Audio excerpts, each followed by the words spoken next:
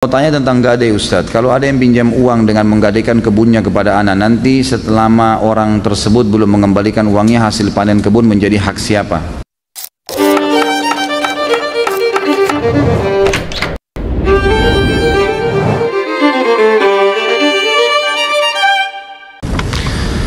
Mau tanya tentang gadai Ustadz, kalau ada yang pinjam uang dengan menggadaikan kebunnya kepada anak, nanti selama orang tersebut belum mengembalikan uangnya, hasil panen kebun menjadi hak siapa? Tergantung kesepakatan. Kalau dia bilang ini kebun saya nilainya 100 juta, ada 100 pohon mangga misalnya, kalau dijual 100 juta, tapi saya butuh uang 10 juta, saya ambil 10 juta, ini tanah saya gadaikan, kamu boleh ambil hasil panennya, kata pemilik kebun. Ya sudah, itu berarti halal. Tapi kalau sekedar digadaikan saja tanpa ada kesepakatan, maka tidak halal. Tidak boleh dipakai tanah itu, tidak boleh diambil hasilnya, tidak boleh disentuh. Gadai. Dan perlu diingat, saya sudah pernah jelaskan, transaksi dalam Islam ada dua macam. Ada transaksi jasa yang sifatnya memang ini saham akhirat, ini investasi akhirat, nggak ada urusannya dengan keuntungan. Hutang dan gadai nggak boleh bertambah, tidak boleh bertambah ini. Utangin orang nggak boleh bertambah, itu jasa akhirat, investasi akhirat. 100 ribu ya 100 ribu balik, sejuta ya sejuta balik. Nggak ada juga begitu. Kalau dia gadein sawahnya tadi 100 juta, dia ambil utang 110 juta, jatuh tempo setahun dia belum bayar, kita punya hak untuk menjual kebun itu, gitu kan? Kemudian kita mengambil uang kita 10 juta saja, 90 kembaliin ke dia, jangan disita semua, haram itu, nggak boleh. Ada investasi yang boleh kita ambil keuntungan, investasi bisnis, kesepakatannya persentase dari keuntungan, bukan dari modal. Karena kalau dari modal jadi riba. Ini uang saya 100 juta ya, kamu putar silahkan. Saya mau tiap bulan 5% dari modal saya, ini riba, nggak boleh. Saya mau 10%, nggak boleh, penentuan langsung dari modal. Dia tidak mau tahu keuntungan, untung atau rugi, itu nggak boleh. Tapi kalau persentase global dari keuntungan, ini 60, 40 ya, saya 60, kamu 40, tapi dari keuntungan, nah, itu boleh, halal. Termasuk kerugiannya ditanggung bersama, sesuai dengan persentase yang disepakati. Jadi kalau perusahaan rugi, maka yang punya saham 40% nanggung 40%, yang punya 60% menanggung 60% gitu. Hukum menerima uang tip adalah haram. Berikan penjelasannya Ustaz. Ini seperti saya lagi ujian ini. Dan bagaimana bila uang tip tersebut kita ambil terus kita sedekahkan ke teman kita atau kita berikan makan untuk kita berikan kepada orang miskin? Perhatikan ya, tip itu sesuatu yang dikasih sukarela, itu baru halal. Tapi kalau anda bahasakan tip ini hasil muka masam atau berusaha untuk membuat orang takut akhirnya orang bayar, haram, nggak boleh. Dengan haram itu. Kalau orang kasih memang karena kita jasa, lagi kerja di rumah makan, kerja di satu tempat, parkir, kemudian dikasih dari dia sukarela, itu halal. Boleh dibeli makanan, boleh ditransaksi, halal. Karena itu sedekah dari orang. Tapi kalau dengan cara paksa nggak boleh. Apabila terjadi peperangan dua negara yang terjadi bukan karena sebab membela agama, bagaimana hukum tentara yang mati dibunuh dan yang membunuh? Tentu saja kalau dia muslim dan dia membela karena kebenaran ada di situ, dan yang benar adalah yang benar di mata Allah, maka dia mati syahid. Karena disepakati oleh para ulama, jihad itu dilakukan bisa ekspansi, bisa pertahanan, dan juga ada satu keadaan yang insidental. Pernah terjadi di zaman Abbasiyah, beberapa ulama dikumpulkan oleh khalifah karena terjadi peperangan antara musuh. Wilayah Cina cekcok dengan sebagian wilayah Rusia, peranglah mereka. Di perbatasan Abbasiyah, dua-duanya ngirim surat minta tolong dibantu. Maka khalifah kumpulin ulama, ini kita apain nih sekarang? Bagaimana nih? Kita bantu atau enggak? Umumnya ulama waktu itu mengatakan enggak usah, ikut-ikutan, biarin aja. Mereka kafir kok, biarin aja mati sendiri. Tapi ada satu orang yang ditanya waktu itu, kalau tidak salah, waktu itu yang ditanya adalah salah satu dari ulama ya, saya ragu namanya, tapi lebih baik saya tidak sebutin. Salah satu dari ulama yang hadir di situ. Kemudian dia ditanya, bagaimana pendapat anda? Dia bilang, setahu saya Amirul Mukminin, jihad disyariatkan untuk membela kebenaran. Dan anda pada saat sudah diminta tolongin walaupun orang kafir, anda tahu mana yang benar, salah satunya anda harus bantu yang membela, yang benar itu. Menurut agama kita. Karena orang yang sedang terzalimi misalnya, kita tahu itu benar dalam agama kita. Dan pasukan yang membela itu mati syahid. Walaupun dia sedang ya membela orang-orang non muslim, seperti perang antara mereka karena kita sedang membela kebenaran di situ. Apa faedah bagi orang yang mengerjakan puasa sunnah Zulhijjah dari tanggal 1 sampai tanggal 9? Sudah saya sebutkan, ini kan hari-hari di mana yang lebih baik daripada jihad di jalan Allah, gitu kan? Dan sekarang kita tanggal 16 September ini masuk tanggal 2 Zulhijjah kalau kalender Indonesia, gitu kan?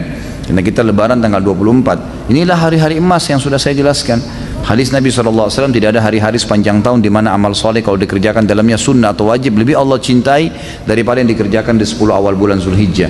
Lalu para sahabat mengatakan, jihad ya Rasulullah di jalan Allah, apakah itu juga belum bisa mengalahkan amal wajib dan sunnah di 10 awal Zulhijjah? Kata Nabi SAW, jihad pun tidak bisa mengalahkan kecuali seorang laki-laki yang keluar berperang membawa seluruh harta dan jiwanya lalu dia tidak membawa pulang keduanya. Maka sebagian ulama berijtihad mengatakan dianjurkan setiap muslim mengisi hari-harinya dengan ibadah, di antaranya di siang hari dengan puasa, malam hari dengan sholat malam. Tentu ulama ada yang mengatakan tidak ada puasa 9 hari, gitu kan? Puasa cuma tanggal 9 saja. Ini pendapat ulama. Ada pendapat lain yang mengatakan boleh berpuasa 9 hari itu. Beranjak dari, dan ini dianggap puasa nafilah, puasa tambahan. Ada hadis Bukhari berbunyi, kalau Nabi SAW pernah pulang ke rumahnya lalu menemui Aisyah dan berkata, wahai Aisyah, apakah engkau punya makanan? Dan hari itu bukan hari puasa ya, karena terbukti Nabi minta makanan. Tapi Aisyah bilang, enggak ada ya Rasulullah. Kata Nabi, kalau gitu saya puasa. Ulama mengatakan ini bukan puasa Senin Kamis, ini puasa tambahan.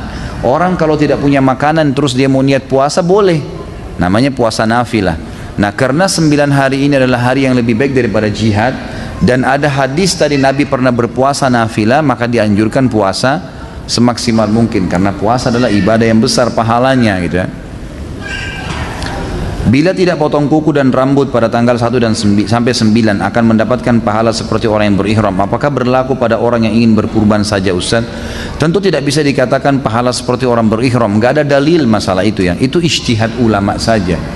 Jadi enggak ada dalil yang mengatakan orang kalau tidak potong kuku atau tidak potong rambut di 10 awal Zulhijjah sampai dia berkurban itu adalah ya larangan dari Nabi.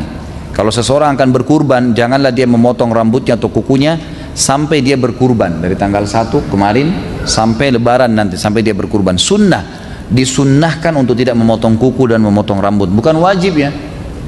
Ini lebih dekat kepada sunnah muakkadah, sunnah yang sangat ditekankan. Artinya kalau darurat antum mau potong memang darurat, ya sudah dipotong kalau darurat, tapi lebih afdal untuk tidak. Sebagian ulama berijtihad, bukan hadis ya, mengatakan karena orang yang mau berkurban seakan-akan dia berihram. Orang berihram tidak boleh potong kuku, tapi itu ijtihad bukan hadis. Jadi apakah dia seperti berihram atau tidak, intinya Nabi melarang untuk memotong kuku. Kita jalankan sunnah Nabi itu. Apa saja sunnah-sunnah dilakukan sebelum melakukan sholat Idul Adha? Apakah sama seperti Idul Fitri? Sunnahnya untuk tidak makan. Sunnahnya untuk tidak makan. Kalau Idul Fitri sunnahnya makan dulu, tapi makan hanya sebagai syarat ya. Artinya karena sunnah Nabi mungkin makan sebuah kue, ya mungkin sedikit makanan, jangan makan yang besar gitu kan. Jadi makan syarat saja karena Nabi sunnahnya makan, dan Nabi SAW makan sebelum sholat Idul Fitri untuk membuktikan kepada para sahabat kalau puasa sudah selesai.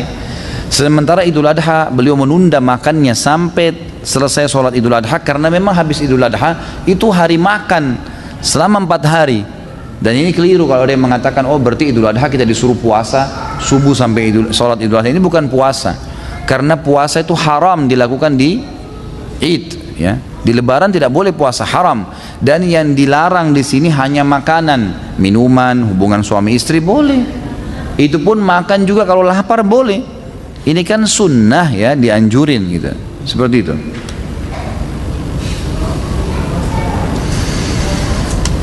Habib itu apa Ustaz? Dan apa hubungannya dengan Habib di Indonesia? Kok banyak sekali pengikutnya? Kan sudah saya jelaskan dulu. Mereka yang mengatakan dirinya turunan Nabi SAW.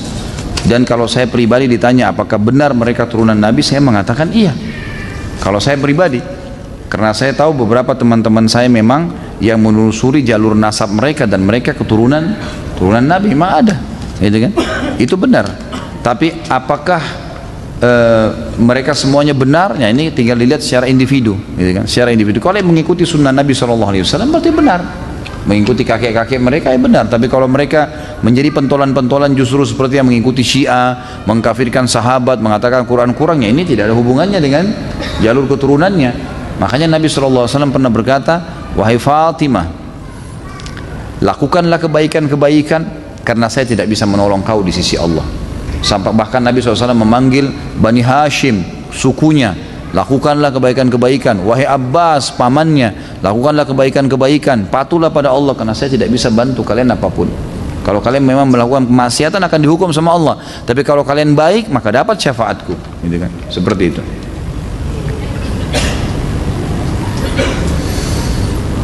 Afwan Ustaz, pertanyaan saya di luar tema. Dari tadi di luar tema. Ya, ingin saya tanyakan, apakah pada hari kiamat nanti orang-orang pelaku perbuatan-perbuatan bidah akan dibangkitkan bersama dengan orang-orang yang mereka contohi dalam melakukan perbuatan tersebut?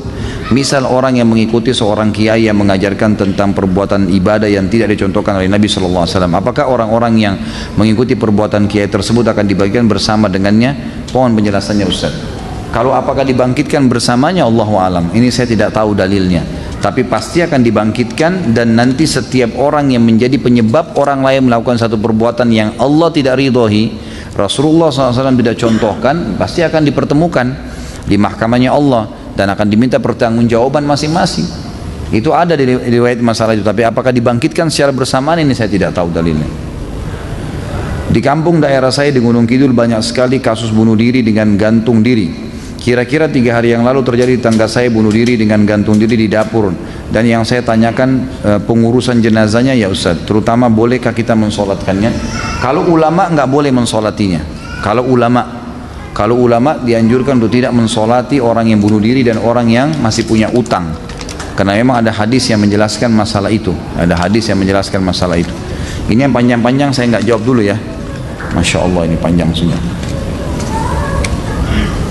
Jadi para ulama tidak sholat, tapi umumnya muslimin boleh mengerjakan jenazahnya, memakamkannya, dan semoga saja Allah ampuni selama tidak berbuat syirik. Memang dosa besar ya, bunuh diri itu dosa besar, tapi tetap disolatin, diurus jenazahnya. Bagaimana dosa membunuh hewan cecak?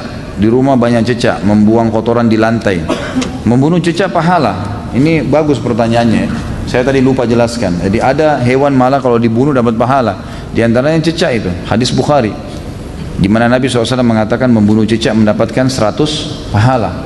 Makanya Aisyah punya cambuk khusus untuk mencambuk cecak, dan ulama membahas khusus masalah itu. Orang yang membunuh cecak dengan pukulan pertama mati dapat 100 pahala. Orang yang memukul sampai berapa kali maka akan mendapatkan dosa, ya apa, dapat pahala sekian, gitu kan. Kalau ditanya kenapa, ya itu hikmah dari Allah SWT. Kita tidak perlu tahu kenapanya, gitu kan. Karena memang Allah SWT memerintahkan seperti itu. Ya, kita jalankan. Kalau kita temukan nanti hikmahnya, ya Allahu a'lam. Walaupun ada yang mengatakan kan cecak ada manfaatnya Ustaz, makan nyamuk, ya itu lain. Kita tidak bahas masalah itu, tapi karena adanya perintah agama. Kita sujud ke Ka'bah bukan karena Ka'bahnya, karena ada perintahnya, bukan karena batunya, gitu kan. Nabi Khidir membunuh anak yang sedang dia temuin di jalan bukan karena dia benci anak itu, tapi karena perintah Allah dari situ. Lain. Kita masuk di kancah peperangan membunuh orang kafir bukan karena orang kafirnya, tapi karena perintahnya.